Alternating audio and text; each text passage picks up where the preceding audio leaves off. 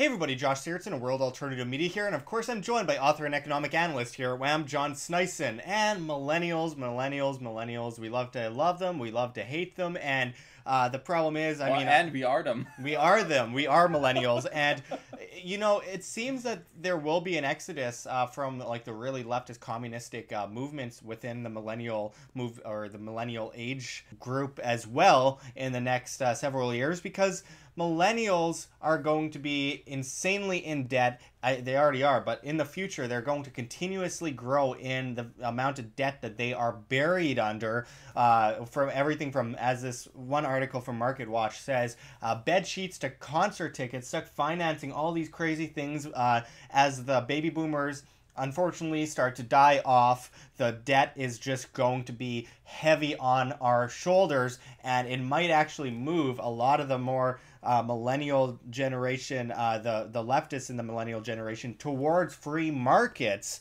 which I think is one upside to this horrible problem that millennials are facing. John, can you go into what is going on? Yeah, what's happening is that millennials, of course, are getting indebted here and there because problem is they don't have enough income, Josh. They're getting poorly paid jobs a lot of times. Unfortunately, they're not getting into the higher paying jobs doesn't exist anymore.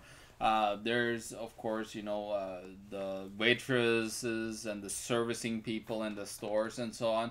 Well, those are the low paying jobs, and the problem is that as their wages are stagnant, which the median wage have been stagnant for decades now. It's been for decades. It's been stagnant, hasn't moved, and inflation has gone up so substantially. So that's why you're seeing the move towards more and more debt. People are having to finance things like bed sheets and concert tickets and so on because they don't have the money simply. And they're living with their parents longer than ever, and their parents are in debt, and it's just... so this is how insane it probably is going to be. They're going to inherit debt. That's what's going to start to happen, Josh, because so many people are so heavily indebted that they're going to start, their kids are going to start inheriting debt because their parents, their baby boomers have, gotten into so much debt, and they have so much debt. The only solution to this is a complete debt jubilee and collapse of the financial system, because it's not working. Every single time you banksters and criminal government central bankers and so on all around the world that are implementing these systems, it always fails, and you know it. You've been talking about we talked about it in the book that I have on the Exchange Stabilization Fund, where they say we have to make sure we manipulate the US dollar because it's a flawed system. Come on, guys. We need to wake up here. Like, this is just going to continue to get more rampant and more rampant. We see, things like car title loans where you can take out a line of credit on your devaluing car.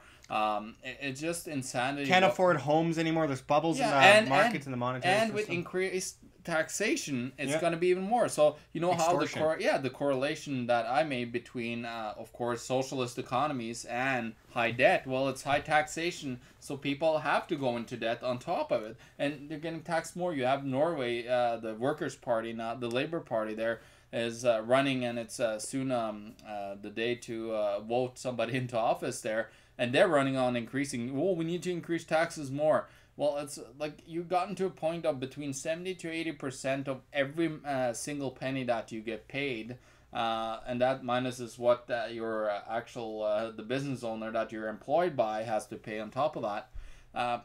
All that money is going back to the government, like 70 to 80, and now they want more and more and more because the government is so massive in Norway and in a lot of these socialist countries that you might as well just implement full communism, because it's unsustainable. Well, I'm going to go into my quick spiel that I usually do when it comes to debt, is that the government and the banking system loves a populace in debt. A populace in debt is a populace in servitude, and when they push you down that bottomless pit of debt, you have no choice but to ask for a ladder up from the government and the banking system, and that puts you in perfect servitude, and this is exactly what they want. The taxes, the regulations that were supposed to stop these things from happening happening are causing those things to happen. It's Hegelian dialectic of problem, reaction, solution, repeat. And what we see here is that young people are becoming very, very dependent. Young people are being pushed into debt. Young people are going to indoctrination camps like colleges and universities and spending all their money and going into debt and getting crazy loans and then pushing it on their parents who are baby boomers who are already in debt. That job. Absolutely. And it just keeps building up and building up. And this bubble is going to burst, folks. And it's going to burst right in our faces. And what we need to start doing is being more financially responsible and try our best to actually understand these issues, because you talk to most people on the street and they don't even know what money is, never mind the markets or the monetary system in general. So we have to start educating people about what these systems are, what they do, what they lead to, how they lead to that. And we need to start getting people to be more financially stable and responsible and take care of themselves and not be dependent. For example, the pensions. These pensions push people into complete dependency where no one actually prepares for the latter years of their lives, and they think they're just going to pay into this thing and be just fine once they retire. No. As we go further through time, it's going to be alarmingly volatile, and we will not see the money we think we're going to see in our pensions. The millennial generation is not going to have pensions. If you believe that, then you're stupid. Sorry to say that, but that's how it is. There's not going to be any money because they're so underfunded right now. And then in the future, of course, with the devaluing currency out there, this is going to end right away, to be honest with you. And if you even have a pension and believe that had value, suddenly you're going to see all the portfolios in bonds, because it's a bond bubble in stocks, because it's a stock bubble, all collapsing in value, and suddenly you will sit with maybe like 15-20% of what you thought you had. Absolutely. And as you are retiring, that's the big problem. We have the biggest population, the baby boomers, are retiring right now as this crash is about to happen. Absolutely, and this debt keeps building up and up and up. It's coming from the derivatives markets, the not free markets. They're not free. They're completely manipulated. And they're coming from the monetary system, which is entirely based on debt. Fiat currency printed out of thin air. That paper you have is not money. It's currency. It has no value. It will be created into oblivion until one day that money is worth nothing more than wallpaper, and it's happened historically every single time fiat currency has been created. Its intrinsic value is zero, centrally planned into oblivion. Well, it's when people stop trusting. It takes within a year after that trust is broken, it's eviscerated in value. Look at Venezuela. They just started right now. We just saw the huge increase in inflation there just recently, and it's just going to skyrocket from there and be completely eviscerated. Yeah, absolutely. People say, well, stop bringing Venezuela into it. Venezuela is a different situation. No, when you print currency out of thin air to an extreme level, especially like that, and you push these legal tender laws on people, you will see these hyperinflations. And yes, they're doing it far more extreme in Venezuela than they are in the United States. But the United States, they have a larger, I guess you could say, economy, but it's going to come down just like Venezuela. It's just going to take more time, and the fundamentals are off the table due to the level of manipulation in the monetary system. So it's impossible to put our finger on this is the day that it's going to happen. We just know that it's going to happen, and we need to be prepared. And when we're looking at markets, building bubbles, these crazy derivatives markets based completely in debt, and then we see this monetary system based completely in debt, and we see all these people in debt from loans. It's a natural outcome of the system, though. This is going to be epic, folks. Yeah. It's going to be epic, and every financial expert out there who's actually studied this situation knows it's coming. Even people like Alan Greenspan, who was the chairman of the Federal Reserve. We know it's going to happen, and the sooner we start to understand that even the bad guys in the system are saying that it's going to happen, maybe it's time that you take another look at how you've become stable financially, and whether you are or you aren't. And if you aren't, and you aren't completely sure about what's going to come next, well, maybe you should start reading up a bit, even on the most basic forms of economics and market principles, because while it looks difficult, It looks boring. It's one of the most important things you can do with your life to keep yourself and your family and your friends and your children safe in the inevitable crash. And that comes from looking at these basic economics and realizing that, well, even though it's made difficult sounding on purpose, the basics are just that. They're basic. It's not complicated. It's very simple. And it just comes down to what you are going to do to ensure yourself, ensure your wealth in the inevitable crash.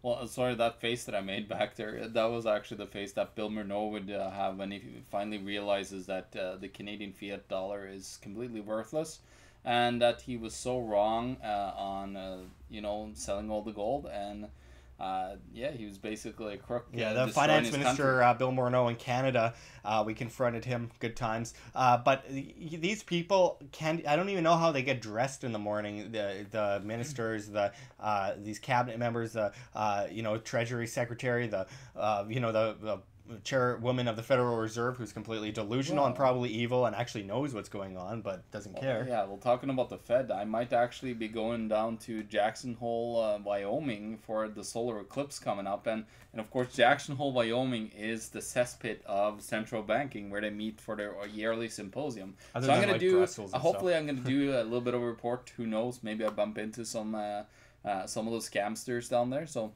hopefully. We'll see. Absolutely. And, this is just the beginning, folks. We are going to see massive controlled demo of the entire monetary system and the markets. They are trying to raise those interest rates a little bit up to be able to drop them out to push off the crash longer. I don't think they will be able to do it this time. I think that the prospects for it are very, very, very scary, and I think that it will all come down. And we have two options.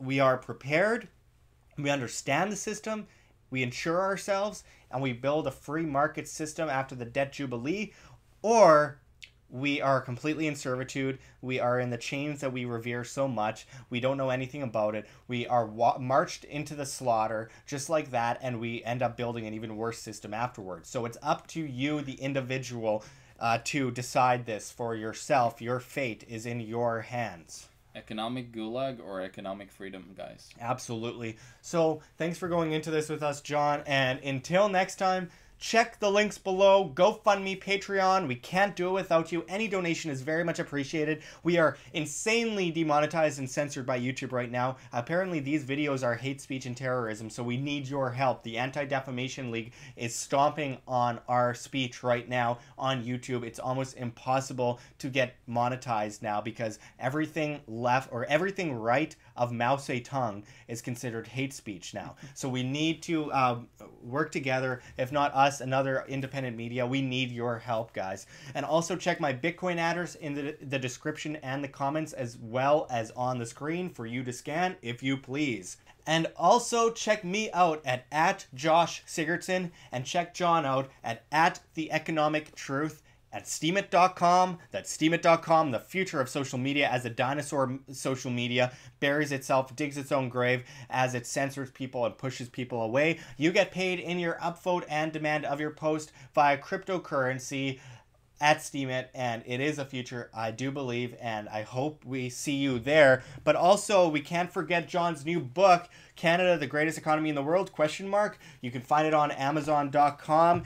You don't have to be Canadian to read this book. It applies to everyone, and it gives a lot of the problems and then the solutions, and we hope you check it out. But until next time, this is Josh Sigurdson and John Sneisen signing out from World Alternative Media. Find the truth, be the change.